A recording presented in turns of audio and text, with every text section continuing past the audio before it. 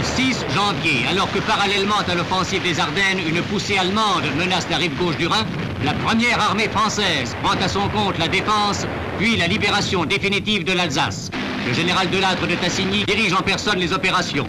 Les unités américaines participent à l'action.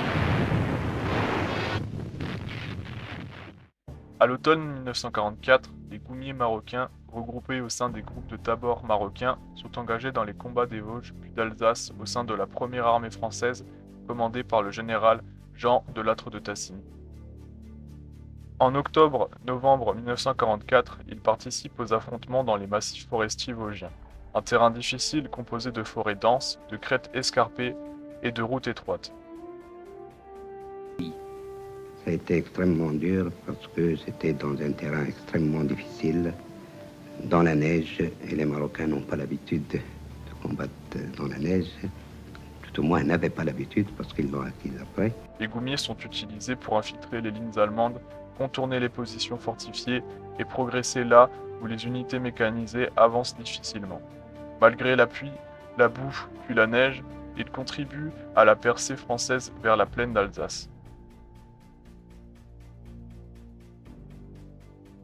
De mi-novembre 1944 à mars 1945, les combats se déplacent en Alsace, notamment lors de la poche de Colmar, dernier bastion allemand sur le sol français.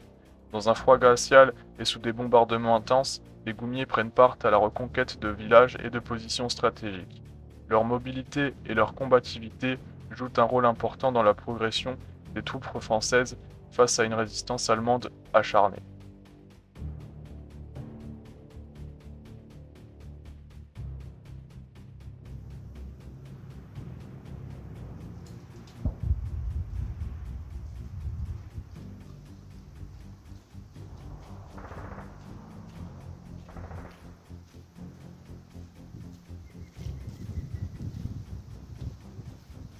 Mon goumier ici présent est équipé d'une réplique Thompson M1A1 de chez Denix. N'ayant pas de musette à chargeur Thompson, j'ai utilisé ma musette GP afin d'être le plus fidèle possible aux différentes images d'archives dont je m'inspire où l'on voit des goumiers équipés de Thompson, ayant un équipement très léger.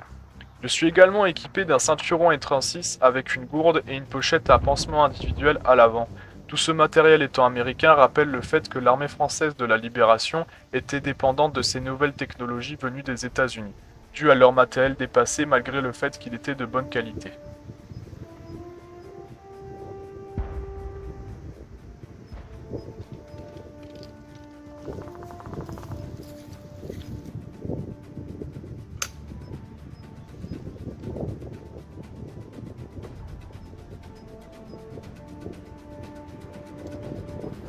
Ici, je suis habillé d'une tenue HBT avec une chemise moutarde M37 et un marcel plus ou moins réglementaire en dessous.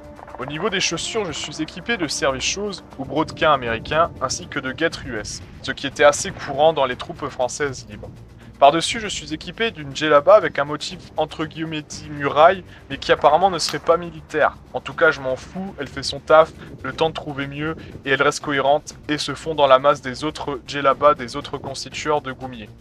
Et enfin, j'ai une écharpe US autour du cou et un chèche français moderne mais qui n'a presque pas changé entre les âges, et en plus il vient du musée de la Légion étrangère à Aubagne, merveilleux endroit et l'entrée gratuite.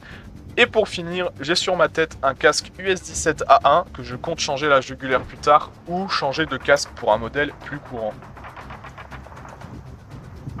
Pour conclure cette vidéo, je vous présente la version de parade ou de repos de la tenue du goumier. M'inspirant des photos réalisées au Val d'Ajol dans le secteur de Remiremont, j'aime beaucoup ce genre d'image qui montre l'intérêt des trophées de guerre pour les soldats, qu'importe la nation ou le conflit, et de comment faire une tenue de repos sans avoir besoin de beaucoup d'équipement. Et voilà, cette vidéo touche à sa fin, j'espère qu'elle vous aura plu, que pour ceux qui ne connaissent pas ce milieu ou qui le suivent de loin, ça vous donnera envie de vous lancer, et que pour ceux qui y sont déjà et qui s'y connaissent déjà, ça vous donnera envie de vous lancer dans les troupes françaises ou les troupes d'Afrique, enfin de l'armée d'Afrique.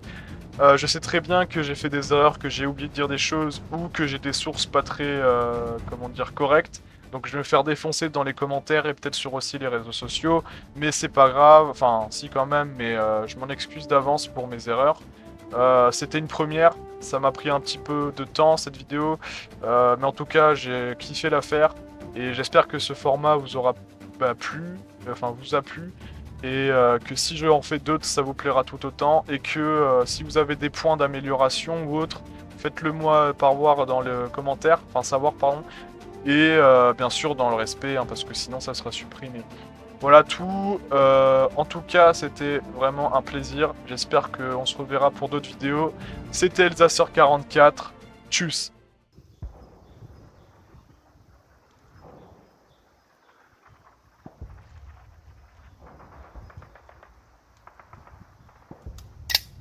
Tecnologia!